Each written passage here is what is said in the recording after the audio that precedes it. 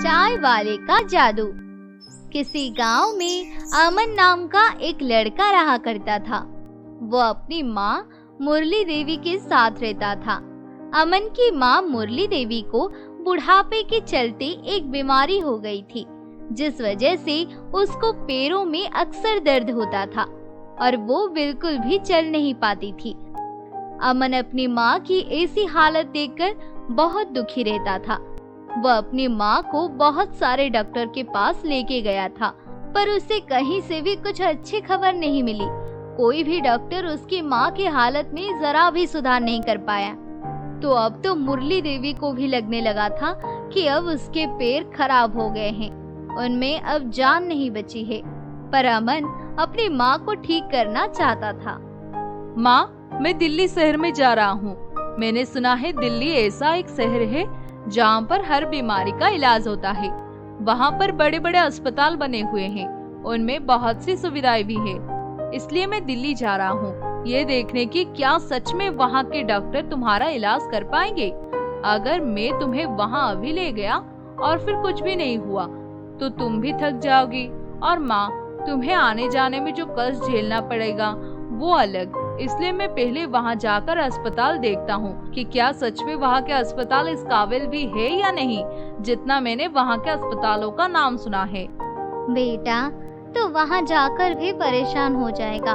मुझे पता है अब मेरा पैर का इलाज कोई भी नहीं कर सकता है, तो बेटा दिल्ली में जाकर और भी ज्यादा परेशान हो जाएगा। इसलिए मैं तुझे बोल रही हूँ कि कहीं मत जा। तो बस अपना ध्यान रख। अब मेरी उम्र तो वैसे भी पूरी हो गई है। मैंने तो इस दुनिया को जितना जीना था अच्छे से जी लिया, पर बेटा अब तो तेरी बारी है ना। तू अगर इस जिंदगी को मेरे लिए बर्बाद कर देगा तो इस जिंदगी का आराम कब लेगा। बेटा अमन, मेरी बात मान और मेरी चिंता छोड़ और बस तू अपने लिए ही सोच। अब तुझे दिल्ली या कहीं और या किसी भी शहर में जाने की कोई जरूरत नहीं है, समझा ना? नहीं माँ, तुम ये मुझसे कैसे बात कर रही हो कि तुम अब बूढ़ी हो गए हो, अब तुम्हारी उम्र पूरी हो गई है। अभी तो माँ तुम ठीक से बूढ़ी भी नहीं हुई हो, और अभी तो तुम्हें मेरे साथ इस जिंदगी के और मजे लेने हैं, समझी ना माँ? माँ, तुम भला ऐसे ही मुझे छोड़कर नहीं जा सकती हो। हम दोनों साथ में इस जिंदगी के मजे लेंगे। इसलिए माँ, तुम मुझे दिल्ली जाने दो। एक बार मैं वहाँ जाकर देख तो लूँ कि जो दिल्ली का इतना नाम चलता है कि वहाँ पर बड़ी बड़ी बीमारी का इलाज भी क्या होता है। क्या वहाँ आपके इस बीमारी का इलाज संभव है भी या नहीं, या फिर दिल्ली सिर्फ नाम की ही दिल्ली है? बेटा अमन, तू मेरी बात सुनता है क्यों नहीं है? क्या मुझे अब भी लगता है कि मेरे पैर ठीक हो जाएंगे? तूने तो खुद देखा है ना कि हम कितने सारे डॉक्टर के पास आए हैं और सभी डॉक्टर्स ने अपने हाथ खड़े कर लिए हैं। उन्होंने तो साफ बोल दिया है कि अब मेरे पैर कभी भी पहले की तरह नहीं हो पाएंगे। मेरे पैरों में से सारी जान खत्म हो गई है। अब या तो मुझे इन्हें कटवा कर नकली पैर लगवाने होंगे या फिर अब पूरी जिंदगी इन्हीं पैरों के साथ अपना जीवन जीना होगा।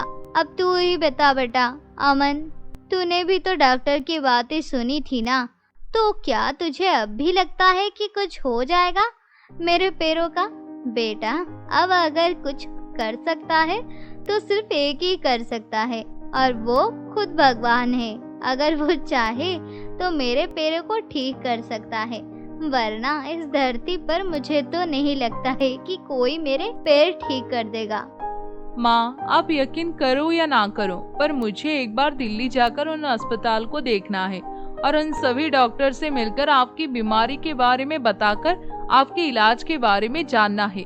माँ, चाहे आप मुझे कितना भी रोक ले, पर मैं आपको ठीक करने के लिए एक बार तो दिल्ली जाकर ही रहूंगा।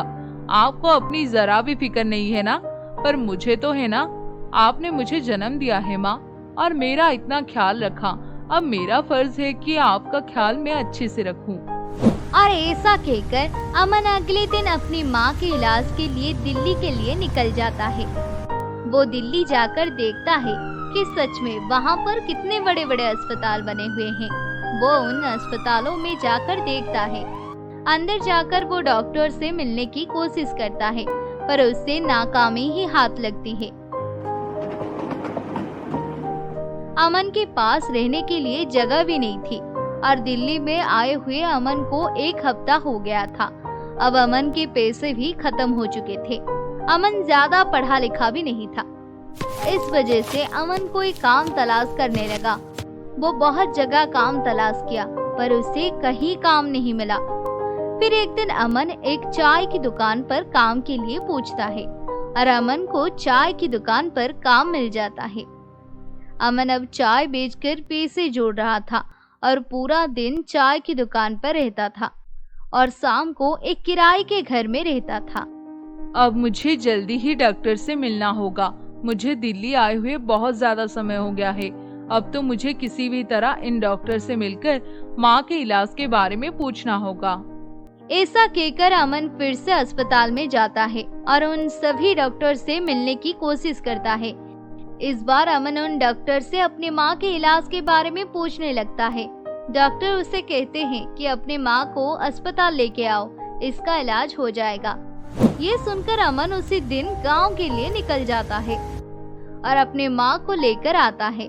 जब अमन अस्पताल में इलाज करवाने लगता है तो अमन बहुत ही खुश होता है और अमन रोज चाय बेचकर पैसे भी कमा रहा था। अब मेरी माँ जल्द ही ठीक हो जाएगी। अब माँ अपने पैरों पर चल फिर पाएगी।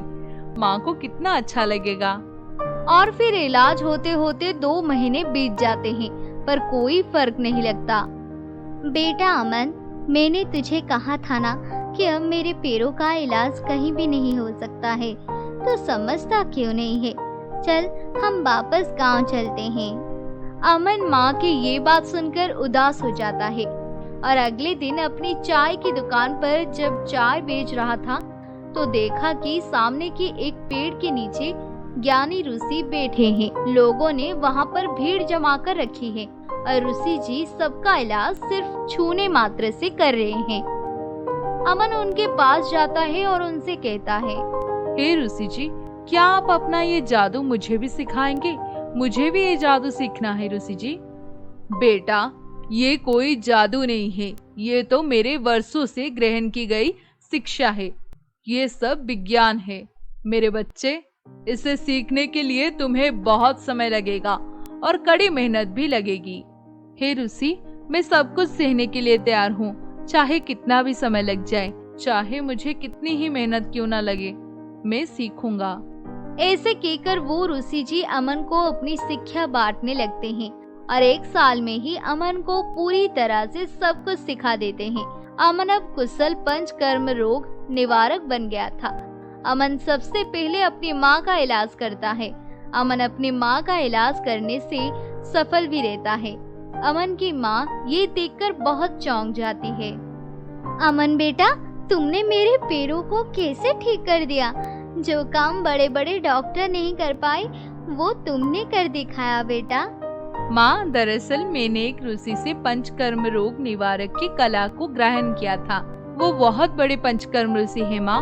और माँ, अब मैं उनके साथ रहकर ऐसे ही सभी का इलाज करना चाहता हूँ। मैं जो सभी इलाज ना होने से परेशान है, मैं उनका ऋषि जी के साथ मिलकर इलाज करना चाहता हूँ। ठीक है बेटा, अब तुमने ये कला सीख ली है तो अब तुम्हारा फर्ज बनता है कि सभी मुझ जैसे लाचार की मदद करो। बेटा, अब तुम ऋषि जी के साथ रहकर सभी की मदद करना। और फिर अमन ऋषि जी के साथ मिलकर सभी का इलाज करने लगा और सभी की मदद करके उसे बहुत अच्छा लगता था।